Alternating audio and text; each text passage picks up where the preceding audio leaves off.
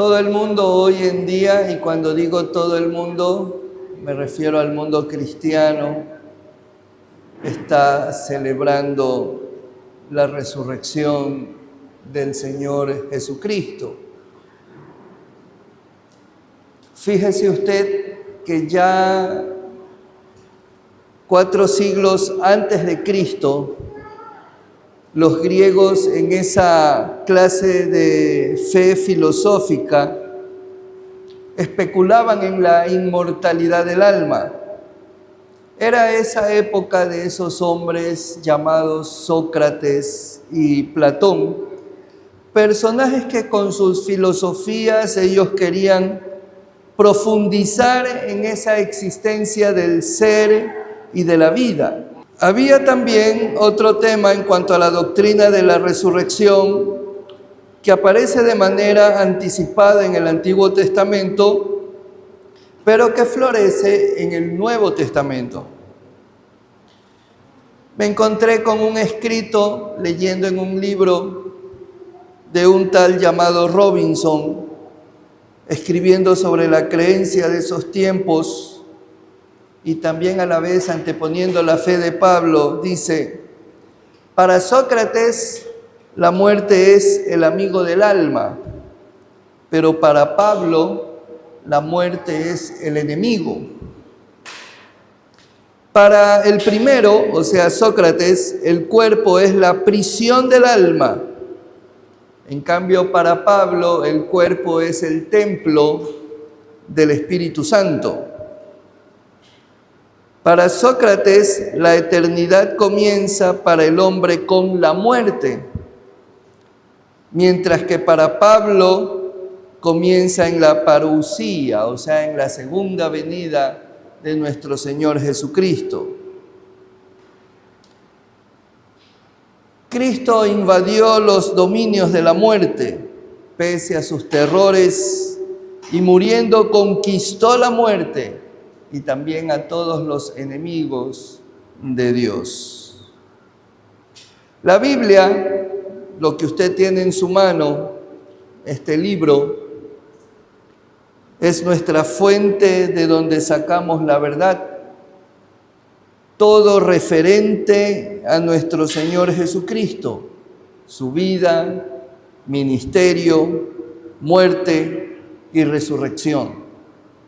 Y en cuanto a su resurrección, específicamente, el día de hoy que celebramos, recordamos su resurrección, no es solamente una fiesta religiosa, sino que en la cual nosotros creemos que el Señor Jesucristo resucitó, y eso es lo que nosotros predicamos y enseñamos, que Él resucitó. Hay himnos que la iglesia cristiana canta sobre este tema de la resurrección, ya cantamos uno.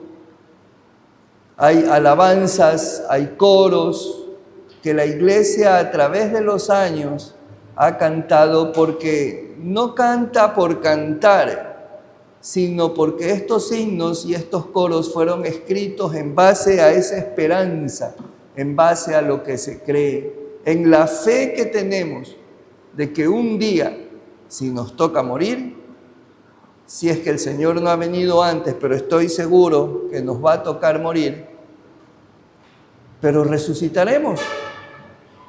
Vamos a resucitar. Tal vez hay muchos que no tienen esa esperanza. Tal vez hay algunos que tienen ese pensamiento como este de que donde el Señor me ponga o donde Dios me ponga, o tal vez Dios crea que deba de ir al cielo o no, no lo sé. Hay pensamientos así. Pero el creyente que tiene puesta su fe en Jesucristo no tiene esa clase de pensamientos ni de creencias.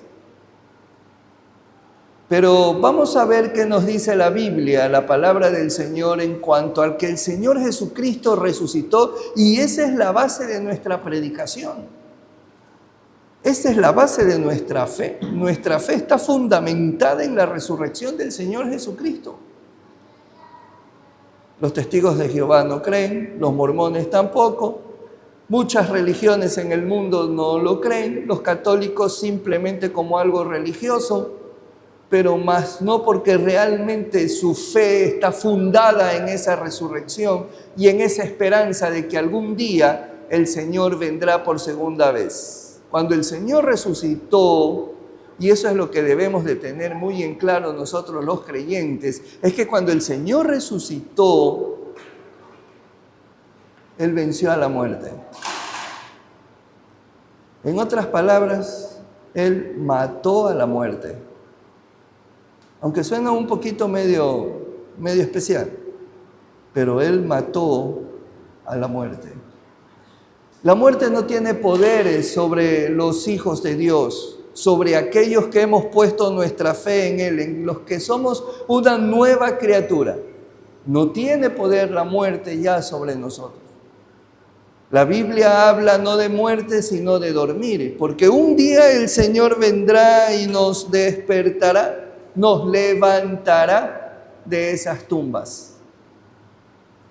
El Señor no necesitaba que se moviera la piedra de esa tumba. Él no necesitaba que se moviera eso para poder salir y resucitar. Pero tenía que haber evidencia muy clara de que el Señor no estaba en esa tumba y que se había levantado de allí y había salido de allí, de tal modo que los ángeles le dijeron a las mujeres: Él no está aquí porque ha resucitado. No está. Las mujeres todavía no comprendían, los discípulos no comprendían en ese momento, pero Él ya no está ahí. Él resucitó. Vamos a ver algunas cosas en la Biblia que nos dice sobre la resurrección del Señor Jesucristo. Primeramente, que el Antiguo Testamento nos habla de la resurrección del Señor Jesús, que fue predicha por los profetas. El rey David lo dijo. Vayamos al Salmo capítulo 16, versículo 10. Salmos capítulo 16, versículo 10. Porque no dejarás mi alma en el Seol, ni permitirás que tu santo vea corrupción. Este salmo se lo conoce como salmo mesiánico, porque apunta al Mesías. Hay algunos salmos aquí que se conocen como salmos mesiánicos, porque apuntan al Mesías, apuntan hacia Él. Tenemos el Salmo 18 también.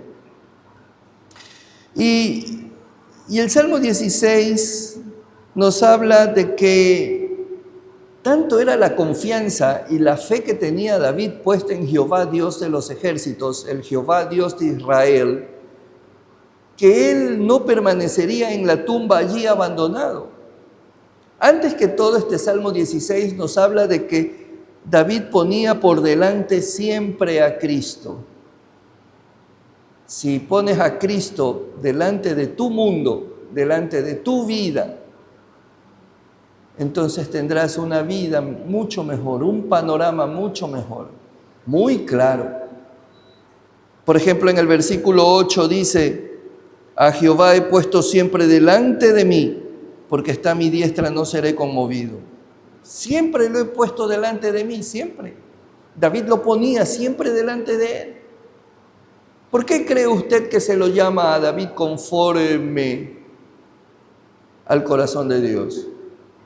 Un hombre con todas las imperfecciones del mundo y con todos los pecados más grandes del mundo. Pero la diferencia entre David y el impío es que David, cuando caía en pecado, él dijo: he pecado.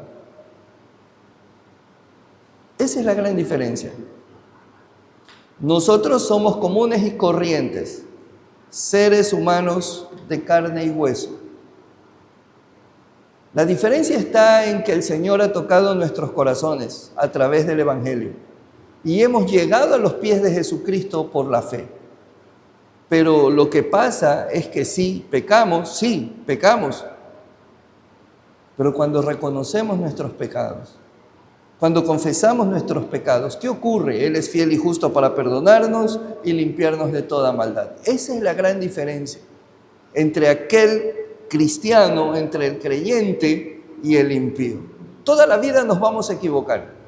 Toda la vida nos vamos a equivocar. Toda la vida vamos a pecar. Vamos a estar aquí en esta tierra hasta que el Señor venga y vamos a pecar. Pero la diferencia está en que sabemos reconocer cuando pecamos. Si no reconoce su pecado, pueden ocurrir dos cosas. O usted realmente no tiene bien claro lo que significa el arrepentimiento y el perdón de pecados, o segundo, no es creyente, no es cristiano, no conoce la Biblia. Pero nosotros tenemos aquí a este hombre que nos cuenta algunos beneficios de tal decisión de vida que David tenía. Se alegró por tanto mi corazón y se gozó mi alma, dice ahí el versículo 9. Fíjese bien. Se alegró por tanto mi corazón y se gozó mi alma. Mi carne también reposará confiadamente. Toda mi vida confiará en el Señor. Era la confianza en el cuidado y bendición de Dios más allá de la vida. Dios, o en este caso David, tenía una esperanza fija, una confianza, no meramente un simple deseo, era una confianza que David tenía.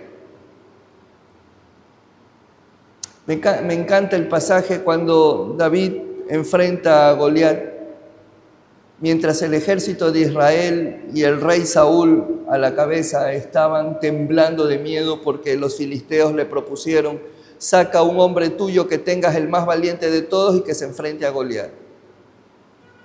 Pero resulta que no había ningún valiente porque veían a Goliat, veían a un gigante. Veían a un hombre imposible de vencer. Pero David, en cambio, venía con coraje de saber de que había un hombre, un pueblo que estaba insultando al pueblo de Israel, al ejército de Israel. Y no solamente que insultaba a Israel, David tenía muy claro que estaba insultando al Dios de Israel. Por eso él le dijo a Goliat cuando lo enfrentó, cuando él le dijo a Saúl: yo voy, esto a mí no me sirve, la armadura que tú me das a mí no me sirve. Pero él fue tan claro cuando se paró ante David y le dijo: tú vienes a mí con lanza, palos y jabalina, mas yo vengo a ti en el nombre de Jehová, el Dios de los ejércitos de Israel. Esa es la gran diferencia entre alguien que tiene una fe tan firme y una confianza tan firme puesta en el Señor, en aquel que dice: sí, yo también soy cristiano.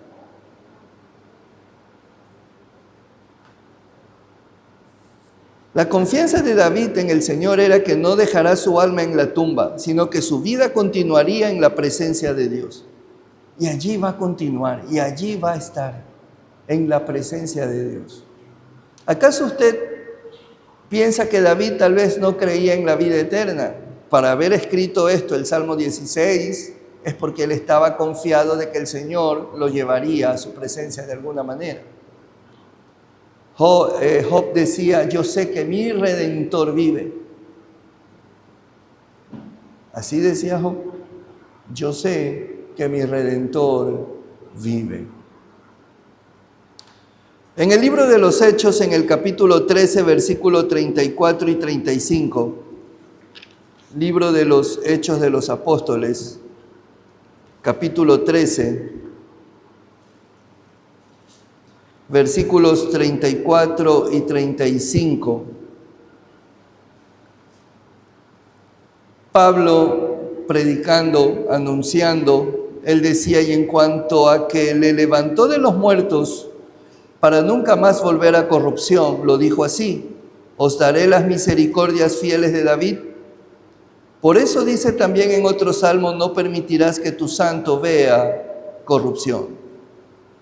Así que lo que hace Pablo es ver el Antiguo Testamento, traer el Antiguo Testamento, traerlo acá a la gente de hoy en día. Y hoy en día también nosotros lo anunciamos, lo predicamos.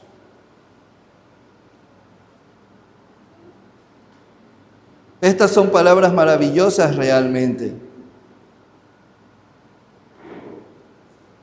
Porque lo que nos dice es que no permitirás que tu santo vea corrupción. Mas Dios le levantó de los muertos. Y eso es lo que predica Pablo. Mas Dios le levantó de los muertos. Y el mismo Señor Jesucristo lo predijo. Él siempre lo anunció, lo tenemos en los 4 evangelios. Veamos en el Evangelio de Mateo capítulo 16, versículo 21. Mateo capítulo 16, versículo 21.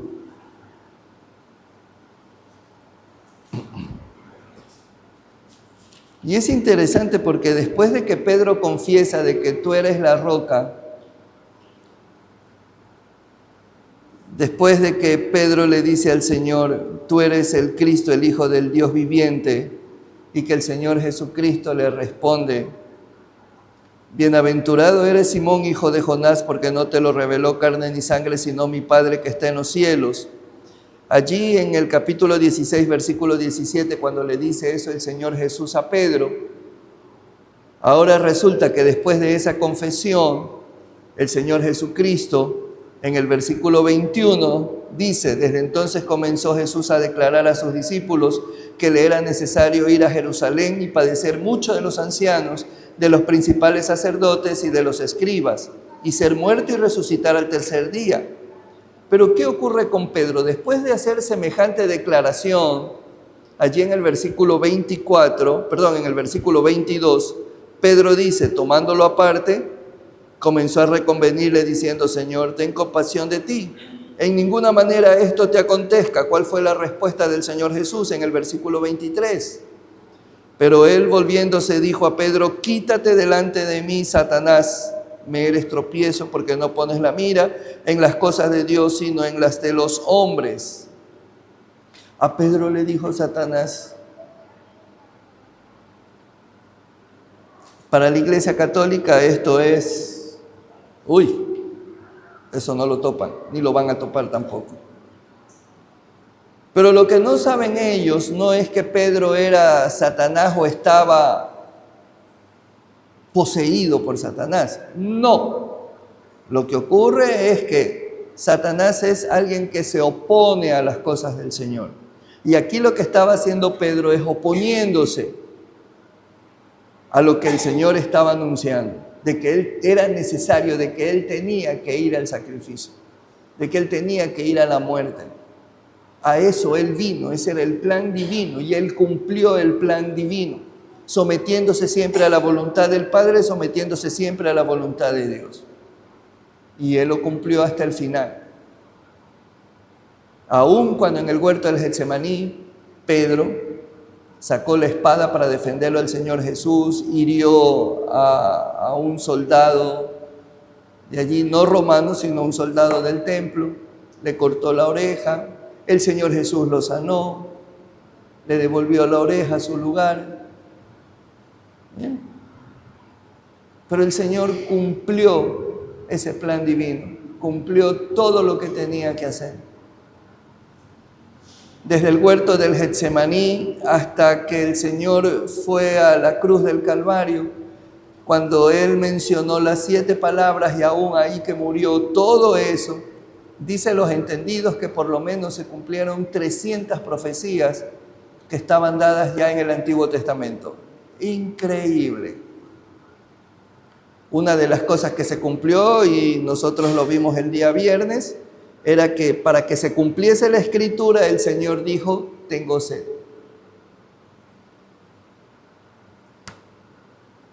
Todo se cumplió. No hay nada que no se cumpliera. El Señor no deja nada al azar. En alguna ocasión, un científico muy conocido por todo el mundo, Albert Einstein, un científico judío alemán, él dijo lo siguiente: Dios no juega los dados. No hay nada al azar con Dios, no hay nada a la suerte con Dios. Dios no juega los dados. No es que Él está tirando los dados como para ver si sale el número o no. Dios tiene todo ya fijado. Él tiene todo en su calendario. Y en cualquier momento cumplirá lo que Él dijo, que viene por segunda vez. ¿Está listo para que el Señor venga? ¿Usted está listo o cree que le falta mucho?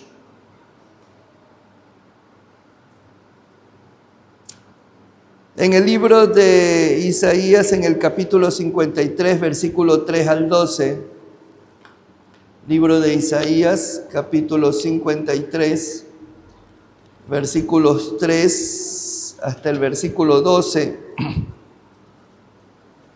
tiene que ver con el Señor Jesucristo, con el ungido de Dios, el Mesías. Isaías capítulo 53, versículos 3 al 12. Despreciado y desechado entre los hombres, varón de dolores, experimentado en quebranto, y como que escondimos de él el rostro, fue menospreciado y no lo estimamos. ¿Qué le parece? Y eso fue lo que ocurrió. Versículo 4. Ciertamente llevó él nuestras enfermedades y sufrió nuestros dolores, y nosotros le tuvimos por azotado, por herido de Dios y abatido. O sea, el hombre llegó a creer que Dios lo castigó. Versículo 5. Mas él herido, y aquí va a explicar Isaías por qué él fue a la cruz. Mas él herido fue ¿por qué? Por mi rebelión, por nuestras rebeliones, por nuestros pecados, por nuestras maldades. Y dice, molido por nuestros pecados, el castigo de nuestra paz fue sobre él, y por su llaga fuimos nosotros curados. Todos nosotros nos descarriamos como ovejas, cada cual se apartó por su camino, es decir, cada quien hizo lo que le dio la gana, disculpando la expresión.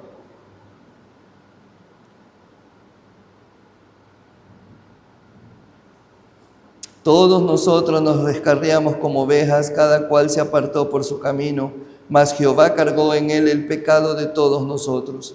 Angustiado él y afligido, no abrió su boca. Como cordero fue llevado al matadero, y como oveja delante de sus trasquiladores, enmudeció y no abrió su boca. Por cárcel y por juicio fue quitado, y su generación, ¿quién la contará? Porque fue cortado de la tierra de los vivientes, y por la rebelión de mi pueblo fue herido. Y se dispuso con los impíos su sepultura, mas con los ricos fue en su muerte, aunque nunca hizo maldad ni hubo engaño en su boca. Con todo eso Jehová quiso quebrantarlo, sujetándole a padecimiento. Cuando haya puesto su vida en expiación por el pecado, verá linaje, vivirá por largos días, y la voluntad de Jehová será en su mano prosperada. Verá el fruto de la aflicción de su alma y quedará satisfecho. Por su conocimiento justificará mi siervo justo a muchos y llevará las iniquidades de ellos. Por tanto, yo le daré parte con los grandes, y con los fuertes repartirá despojos. Por cuanto derramó su vida hasta la muerte y fue contado con los pecadores, habiendo él llevado el pecado de muchos y orado por los transgresores. Dios mío, ¿por qué me has desamparado? Dijo el Señor en la cruz del Calvario. Porque Él cargó con todos nuestros pecados, con todas nuestras maldades, con todos nuestros problemas.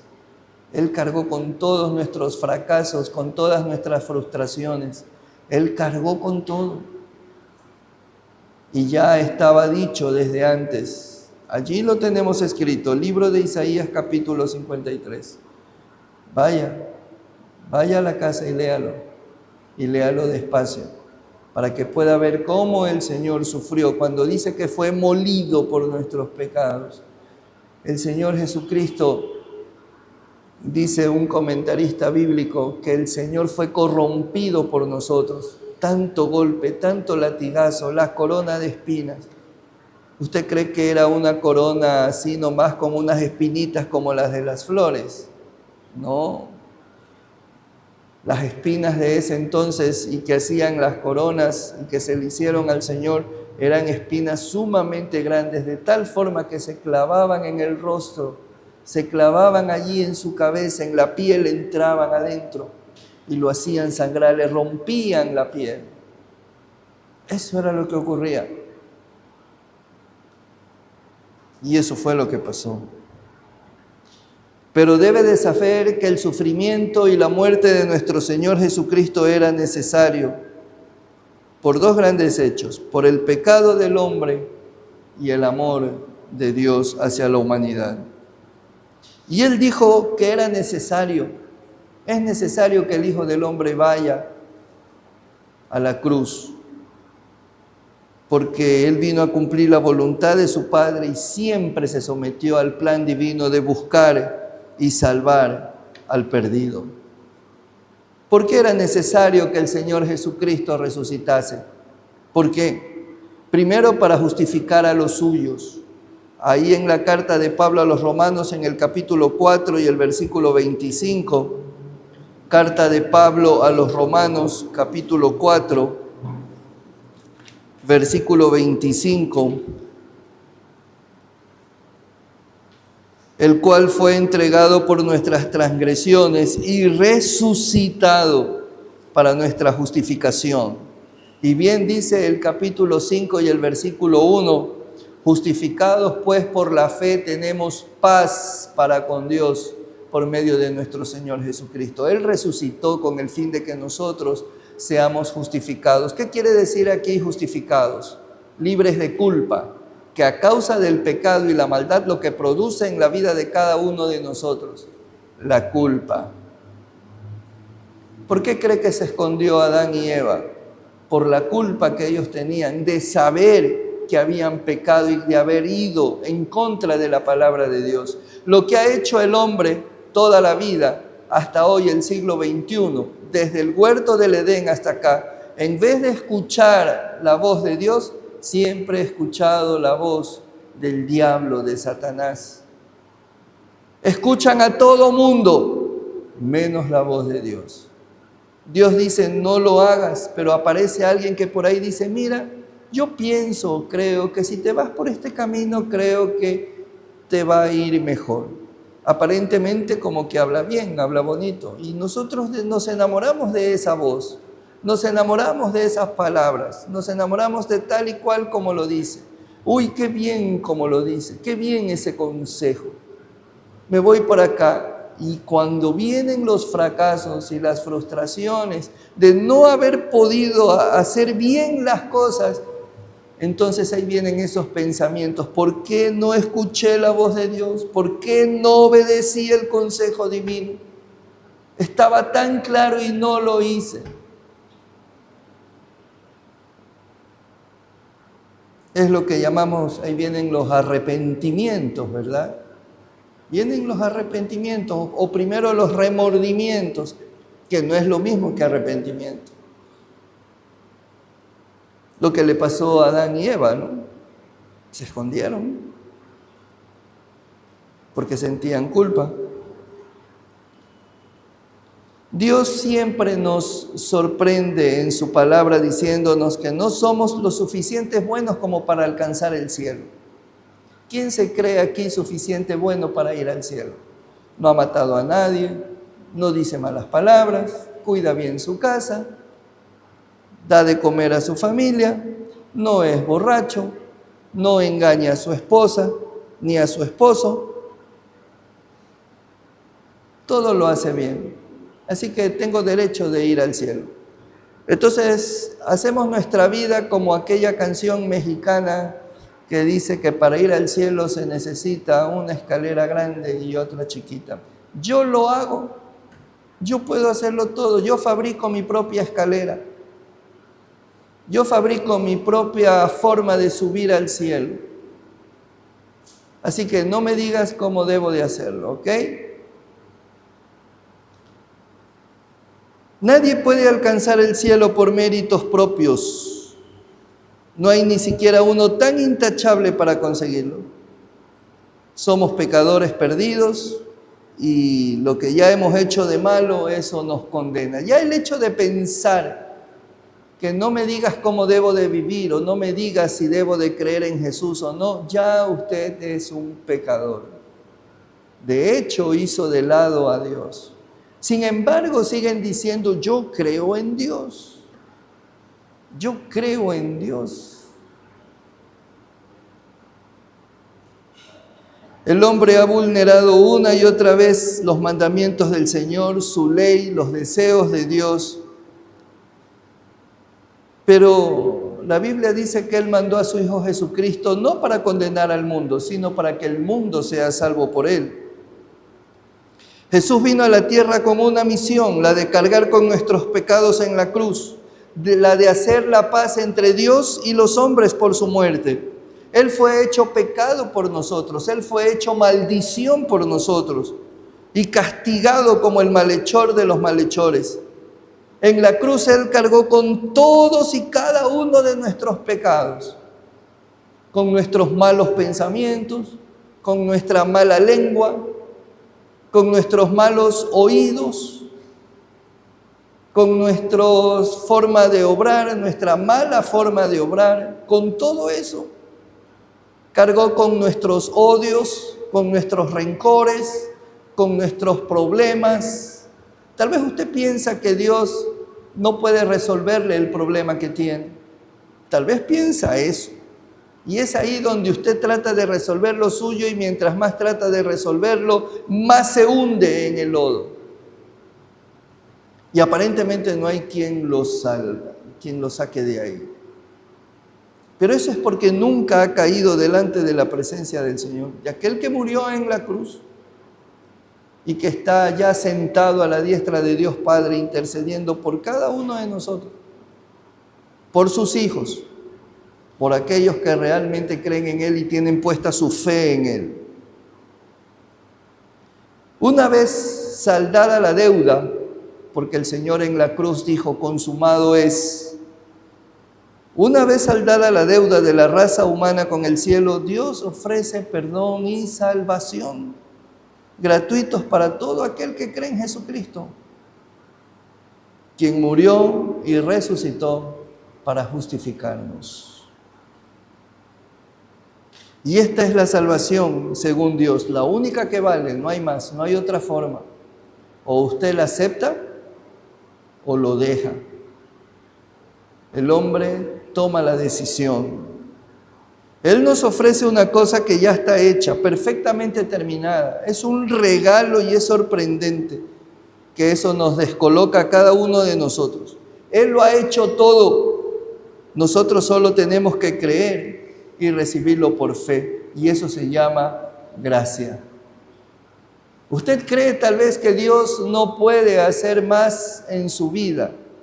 ¿Usted cree que todo tiene que hacerlo usted? No, usted necesita de la gracia de Dios. Y allí está abierta todavía esa puerta para que usted pueda entrar y pueda recibirla por fe.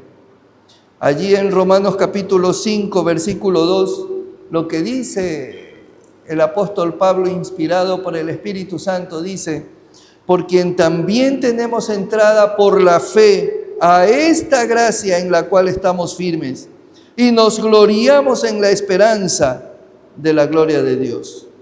Y no solo esto, sino que también nos gloriamos en las tribulaciones, sabiendo que la tribulación produce paciencia y la paciencia prueba y la prueba esperanza. Así que todo eso tenemos nosotros. No importa si somos atribulados o no, no importa si tenemos problemas o no, pero si somos como David, aquel jovencito que se enfrentó a Goliat, o como Daniel cuando estuvo en el foso de los leones, que solamente miraba al Señor, oró al Señor, o como aquellos 3 jóvenes que fueron puestos en el horno de fuego. Sépalo bien, oh rey, si el Señor nos quita la vida o no, no lo sabemos, pero no vamos a adorar a tus dioses. Y el Señor, ¿cómo guardó a esos 3 jóvenes? ¿Cómo guardó a Daniel? ¿Y cómo le dio a David la valentía y la fuerza por el solo hecho de confiar en Jehová, Dios de los ejércitos? Tenemos a nuestro Señor Jesucristo, el mismo Dios hecho hombre. El Jehová del Antiguo Testamento es el Señor Jesús del Nuevo Testamento.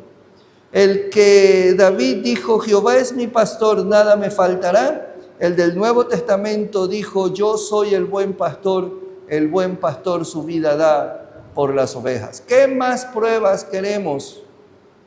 David dijo: Jehová es mi luz y mi salvación. ¿De quién temeré? Jehová es la fuerza de mi vida. Y acá tenemos que Juan en su primera carta decía: Dios es luz y no hay ninguna tinieblas en él. Pero el hombre prefiere caminar en las tinieblas. Hay creyentes que también quieren caminar en las tinieblas, quieren parecerse al mundo, quieren parecerse al impío, quieren caminar como el impío.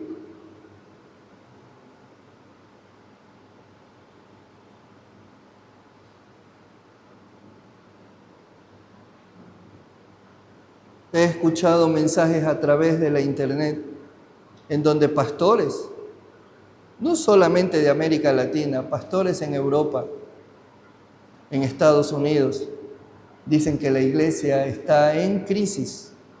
Sí, es parte de los últimos tiempos. Que estamos en el tiempo de la apostasía, también estamos en el tiempo de esa apostasía, en el que muchos, de alguna manera muy simulada, por muchísimos años dijeron que son cristianos y que poco a poco han ido abandonando la fe, no digo la iglesia, la fe. Y obviamente cuando abandonan la fe, abandonan todo, pues, ¿no? Abandonan todo, porque realmente nunca fueron cristianos. Nunca fueron cristianos. No saben cómo invitar a una persona a la iglesia, no saben cómo hablarle a su compañero en el trabajo del evangelio, no saben. ¿Por qué? Porque la Biblia la tienen allí esquinada, guardada en una mesita, con telarañas y polvo. Tal vez no, porque la limpian todos los días para que no se ensucie, pero allí la tienen y allí pasa. Y sin embargo, cuando hay problemas y dificultades, lo primero que el ser humano dice es: ¿por qué, Dios? ¿Por qué? ¿Por qué no se para en un espejo de frente y se mira y dice: yo soy el culpable, yo soy la culpable de todo esto? Porque es más fácil, como Adán y Eva, echarle la culpa. La mujer que me diste, y ella dijo: la serpiente. Es fácil echarle la culpa a otro. Pero nadie tiene la valentía de pararse ante Dios y decir: yo soy el culpable, Señor. Porque me he estado fijando en todo menos en ti. He puesto mis ojos en el mundo, he puesto mis ojos en la diversión, he puesto mis ojos en todo lo que a mí me da placer. Y por eso paso lo que paso y vivo lo que vivo.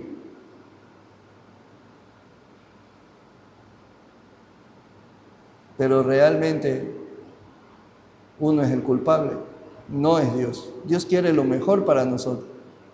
Y si usted lee la Biblia, estos hombres, iguales a nosotros, con las mismas pasiones nuestras, en algún momento dado, ellos tomaron sus propias decisiones, buenas y malas.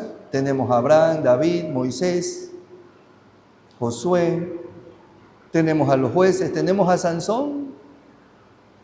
Sansón, mujeriego.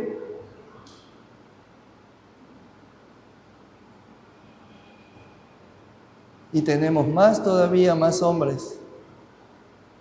Sin embargo, Dios tocó sus corazones, los llamó y todo, pero como les dije hace un momento, estos hombres supieron buscar el rostro de Dios y caer de rodillas y pedir perdón. Ellos supieron hacerlo. Esa es la gran diferencia entre el mundo impío y el mundo de los cristianos. Y el Señor murió para librarnos de culpa, para limpiarnos de toda maldad. Pero el Señor resucitó también para que tengamos esa esperanza por la fe. En la primera carta de Pablo a los Corintios, en el capítulo 15, primera carta a los Corintios, capítulo 15, versículo 19, Primera carta de Pablo a los Corintios, capítulo 15, versículo 19. Si en esta vida solamente esperamos en Cristo, somos los más dignos de conmiseración de todos los hombres. Gracias a Dios que no somos de una religión miserable. Somos de los que creemos que el Señor Jesucristo resucitó y vive para siempre. Nuestra religión es para aquí y para ahora. La posición de un verdadero creyente en Cristo Jesús es que Él resucitó. No hay por qué dudar. Él lo dijo. Tengo poder para dejar mi vida y para tomarla. Claro que los apóstoles de ese entonces, los discípulos del Señor, no entendían. Tanto no entendían que Judas lo entregó y los demás lo abandonaron, se escondieron. Muchas veces nos pasa eso a nosotros. Muchas veces. No entendemos. Pero gracias a Dios por su Santo Espíritu que mora en cada uno de nosotros, que nos da el entendimiento, abre nuestro entendimiento para que podamos comprender bien lo que vivimos el día a día. Y gracias a Dios por ello. ¿Cuándo tuvo lugar la resurrección? Dice la Biblia, el primer día de la semana. Vamos a Mateo capítulo 28, versículo 1. Hay unos que dicen que no fue el primer día de la semana, ¿no? Mateo capítulo 28, versículo 1. Pasado el día de reposo, al amanecer del primer día de la semana, vinieron María Magdalena y la otra María a ver el sepulcro. Pasado el día de reposo, que es el Sabbat para el pueblo judío, y ahí viene el domingo, a las 6 de la mañana, al amanecer del primer día de la semana, dice, el domingo. El Evangelio de Lucas, capítulo 24, el último capítulo del Evangelio de Lucas, capítulo 24, versículos 1 al 7. Lucas, capítulo 24, versículos 1 al 7. El primer día de la semana, muy de mañana, vinieron al sepulcro trayendo las especias aromáticas que habían preparado y algunas otras mujeres con ellas. Y hallaron removida la piedra del sepulcro. Y entrando no hallaron el cuerpo del Señor Jesús. Aconteció que estando ellas perplejas por esto, he aquí se pararon junto a ellas dos varones con vestiduras resplandecientes. Y como tuvieron temor y bajaron el rostro a tierra, les dijeron, ¿por qué buscáis entre los muertos al que vive? No está aquí, sino que ha resucitado. Acordaos de lo que os habló cuando aún estaba en Galilea, diciendo, es necesario que el Hijo del Hombre sea entregado en manos de hombres pecadores y que sea crucificado y resucite al tercer día. El verso 8 dice, entonces ellas se acordaron de sus palabras. Todo estaba claro. Tenía que resucitar el Señor y justo 3 días al tercer día resucitaría. ¿Qué pasa con nosotros los fieles? El Señor resucitó. ¿Qué pasa con nosotros? Que tenemos la seguridad no solamente de su resurrección, sino que también nosotros resucitaremos. ¿Verdad que sí? ¿O no va a resucitar? ¿O sí? ¿O no? ¿O no sabe? ¿O no tiene ni idea? Cuando seamos resucitados, tendremos el mismo tipo de cuerpo que el Señor Jesucristo mismo tuvo cuando Él fue resucitado, un cuerpo glorificado. Ya no será este cuerpo. Este cuerpo no puede heredar En la primera carta a los Corintios, capítulo 15, ahí tenemos más claro el asunto. Primera carta de Pablo a los Corintios, capítulo 15, versículo 50. Este cuerpo no puede heredar el reino de Dios. Veamos lo que nos dice la Biblia al respecto. Primera carta de Pablo a los Corintios, capítulo 15, versículo 50 en adelante. Pero esto digo, hermanos, que la carne y la sangre, o sea, este cuerpo que estamos ahorita, no pueden heredar el reino de Dios, ni la corrupción hereda la incorrupción. He aquí os digo un misterio, no todos dormiremos, pero todos seremos transformados.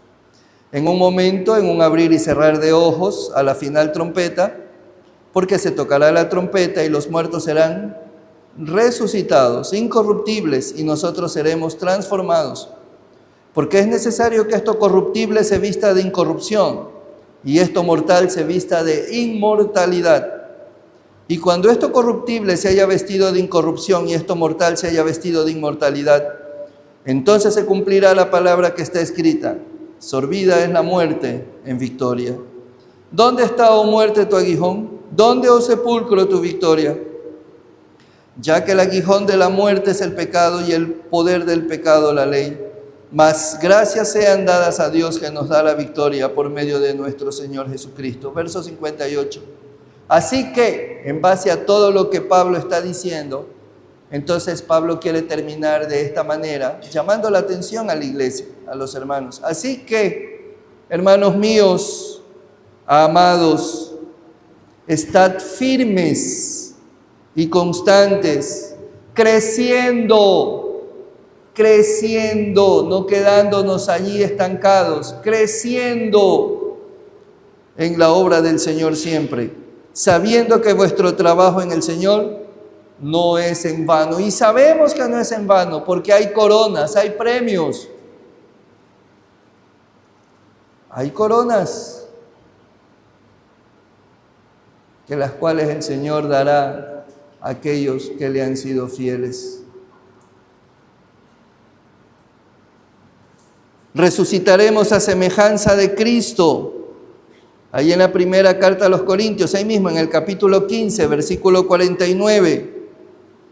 Y así como hemos traído la imagen del terrenal, traeremos también la imagen del celestial.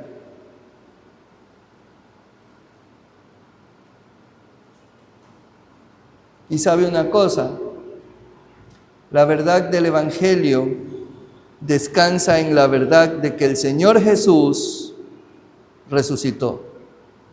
Y esa es nuestra predicación. En el mismo capítulo 15, ahí donde tiene abierta su Biblia, versículo 14 y 15.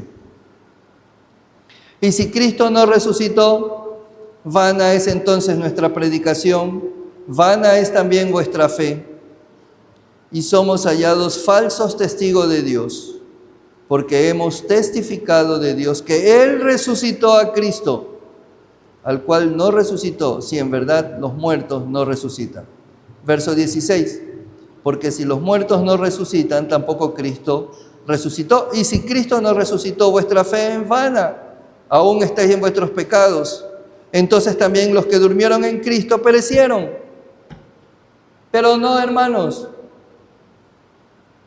Lo que Pablo le está diciendo a la iglesia es: presten atención, nosotros predicamos a un Cristo crucificado. Ahí en la primera carta a los Corintios, capítulo 2.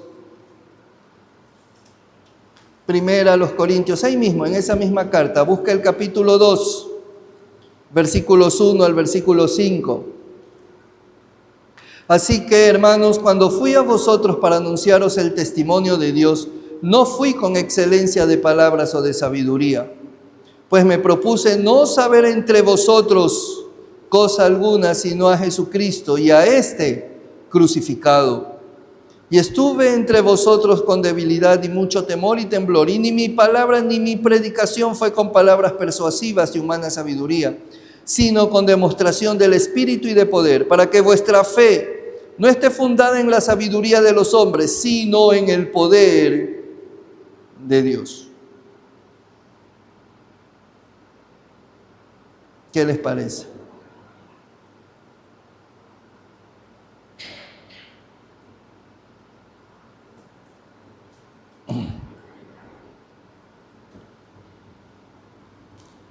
Si Jesucristo resucitó, y sí, Él resucitó, y en eso está fundada nuestra fe. Lo dijeron los profetas del Antiguo Testamento, lo dijo el Señor Jesucristo, después lo predicaron los discípulos y el apóstol Pablo. Y a través de los siglos eso ha sido anunciado y hasta hoy, siglo XXI, se sigue predicando del Señor Jesús, su vida, ministerio, muerte y resurrección. Se sigue predicando. Hay un cántico cristiano muy interesante. Lo escuché hace años y lo sigo escuchando porque es muy hermoso.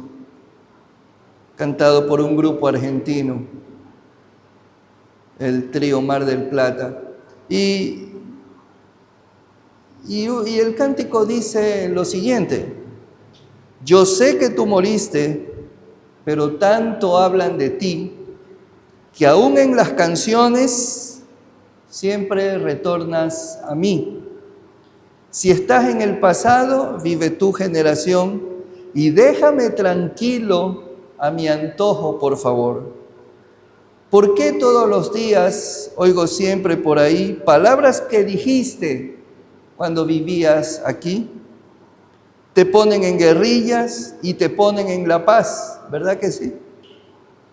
Las cosas que enseñaste se repiten más y más. Dice, los Beatles, o sea, ese grupo de música, pretendieron ser más célebres que tú. Hoy poco se habla de ellos, pero mucho de Jesús. Todos los famosos que murieron como tú, murieron y están muertos. ¿Y por qué no mueres tú? ¿Por qué los calendarios te recuerdan sin querer y el centro de la historia fue tu hora de nacer? La cámara de gases nadie inmortalizó. ¿Por qué es famosa entonces esa cruz que te mató? De todos los poetas y filósofos de hoy, ninguno dijo cosas como tú sobre el amor. ¿De dónde has salido? ¿Qué has venido a hacer aquí? ¿Qué pasa con la muerte que no pudo contra ti? Por todas estas cosas, o tú fuiste un impostor, o verdaderamente eres el Hijo de Dios. ¿Por qué si eres tan grande te preocupas tú por mí? Mi vida está tan sucia que no te merece a ti. Jesucristo, ¿qué tienes que ver conmigo? ¿Por qué no te alejas, por favor, de mi destino? Pero Cristo, yo sé que te necesito. Ven a mi encuentro y da sentido a mi camino. ¿Verdad que suena como hoy, no es cierto?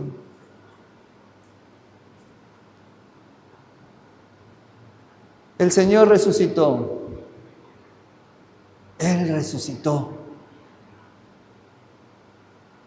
Y que esa sea no solamente su fe, su esperanza, que también sea su proclama día a día, que usted le pueda decir a sus amigos, a su familia, el Señor resucitó y lo hizo por ti, porque te ama, para que caigas a sus pies.